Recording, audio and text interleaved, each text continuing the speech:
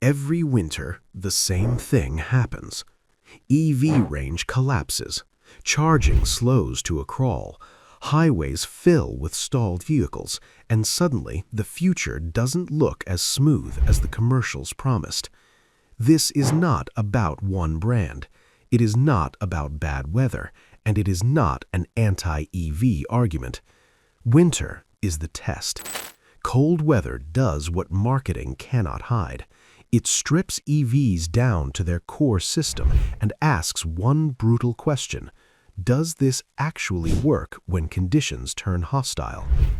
In the US, EVs were built for speed and scale.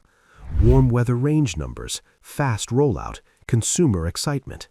What they were not built for is sustained cold, weeks of sub-zero temperatures, repeated fast charging, and peak grid demand happening at the same time. That is why winter keeps exposing the same failures. Drivers are not debating policy when their range drops by 30% overnight. They are calculating whether they can get home. This is not anecdotal. A 2025 winter performance study by the Canadian Automobile Association tested EVs at minus 15 degrees Celsius. The result was blunt. Real-world driving range dropped by up to 39%, even in top-selling models. That loss was not caused by driving behavior. It was caused by physics. Charging stations that worked yesterday suddenly don't. Software updates can't change physics. This is not theoretical. During extreme cold snaps in the US Midwest, drivers reported EVs that would not charge at all. In places like Chicago and Michigan, fast chargers slowed to a crawl or shut down entirely. That was not a software bug. It was cold stress.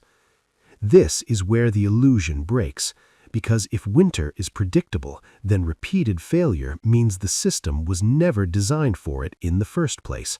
Not the battery chemistry, not the charging infrastructure, not the grid. Winter doesn't create problems, it reveals them. And once that happens, the conversation stops being about EV adoption. It becomes about who actually controls the battery systems that can survive real-world conditions. Lithium-ion batteries slow down in the cold. That is the reality. Cold weather does not drain batteries, it restricts them. At low temperatures, lithium ions move more slowly inside the cell. Internal resistance rises. Usable power collapses even when charge remains. At low temperatures, lithium ions move more slowly inside the battery. Internal resistance rises. Usable energy drops. The battery still has charge, but it cannot deliver it efficiently. That is why range collapses in winter. Software can soften the blow, but it cannot solve it. Battery heaters draw power just to keep cells alive. Charging speeds are throttled to avoid damage. Every fix trades convenience for survival. Fast charging suffers the most. In freezing conditions, charging times stretch from minutes to hours. In extreme cold, chargers simply shut down. This is not a glitch, it is protection. Now multiply that across millions of vehicles. Winter compresses every weakness into a single moment. Batteries need more power while delivering less. Drivers charge more often. The grid faces peak heating demand at the same time. This is where EVs stop being a vehicle issue and become a system issue. Because the real question is not whether an EV can drive in winter, it is whether the entire battery ecosystem, materials, chemistry, grid, and infrastructure was designed for winter stress. In the US, the answer is increasingly uncomfortable. And once you see that, the focus shifts away from brands like Tesla. It shifts to geography. Because one country designed its battery strategy around cold first, not last. Once winter exposes the battery problem, the next layer cracks open fast. Because EV performance does not fail at the showroom, it fails upstream in the supply chain. That is why control over battery materials, processing, and refinement has become a global race, not for scale, but for resilience. Because EV performance does not fail at the showroom, it fails upstream in the supply chain. The United States does not control most of the materials that power its EVs.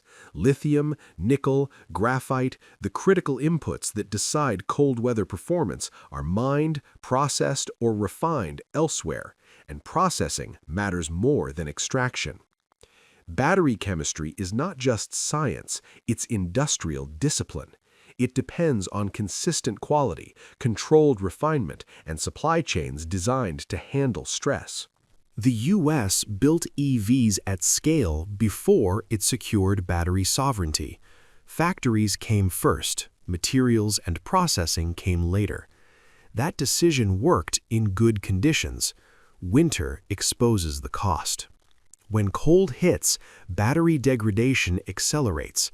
Cells lose efficiency faster. Packs require tighter thermal management. That is where material quality and chemistry tuning separate resilient systems from fragile ones. This is not a Tesla problem. Tesla pushed manufacturing further than anyone, but even the most advanced vehicle cannot outperform the constraints of its inputs. The deeper issue is structural. The U.S. EV ecosystem relies on long, fragmented supply chains. Critical minerals cross borders multiple times before reaching a vehicle. Each step adds delay, cost, and vulnerability, especially during seasonal demand spikes. At the same time, the U.S. power grid was never designed for synchronized winter EV charging. Regional grids already strain under heating demand. Add millions of vehicles drawing power at peak hours and stress compounds fast. This is why winter feels chaotic. It is not a sudden failure. It is a predictable collision between physics and a system optimized for speed instead of resilience. And once you recognize that, a more uncomfortable realization follows. Some countries built their EV strategies the opposite way, starting with cold, not convenience. Canada did not stumble into its EV advantage, it engineered it quietly. Unlike the US, Canada's battery strategy starts with climate reality. Winter is not an edge case, it is the baseline.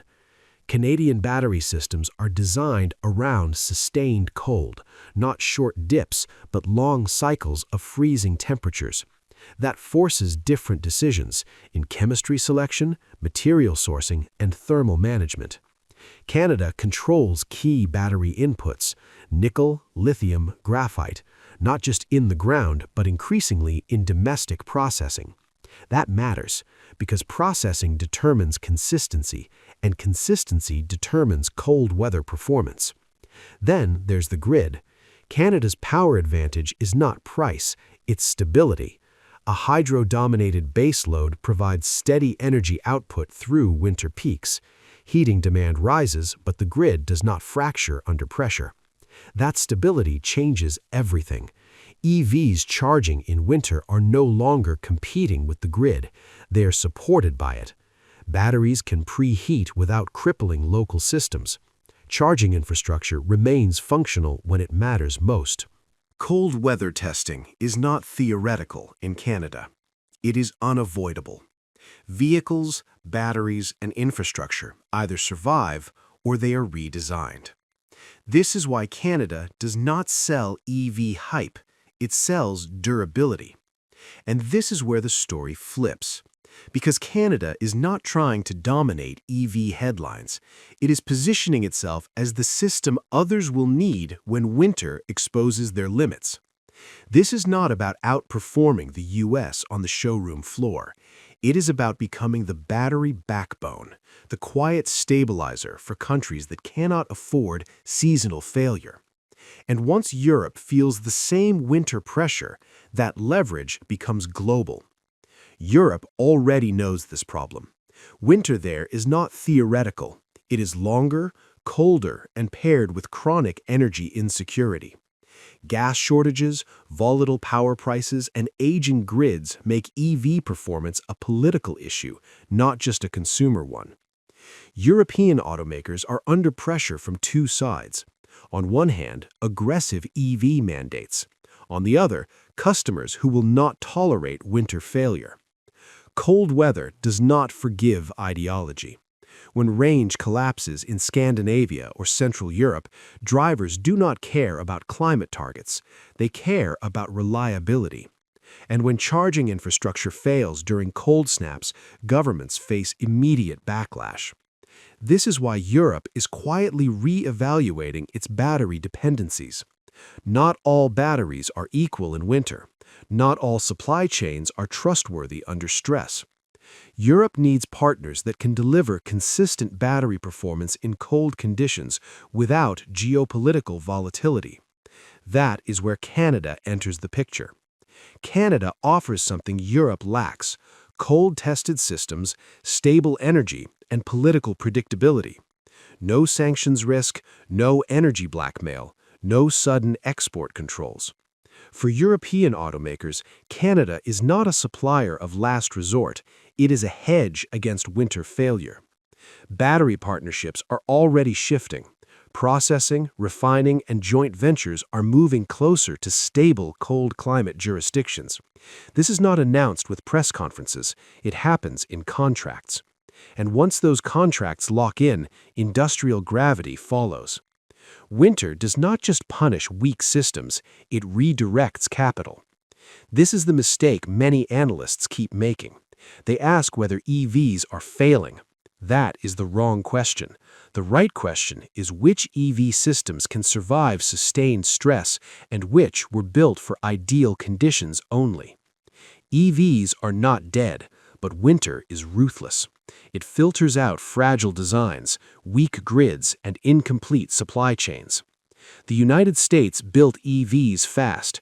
Canada built them durable. That difference matters more every year as winters become more volatile and energy systems more strained. Canada is not saving the world. It is positioning itself as the stabilizer, the country others turn to when winter exposes their limits. This shift will not happen overnight. It will not be announced. There will be no victory speeches. It will happen quietly through supply contracts, battery plants, and energy agreements. And by the time the headlines catch up, the power will already have moved. Because the future of EVs will not be decided by marketing, subsidies, or promises. It will be decided in winter, at -20.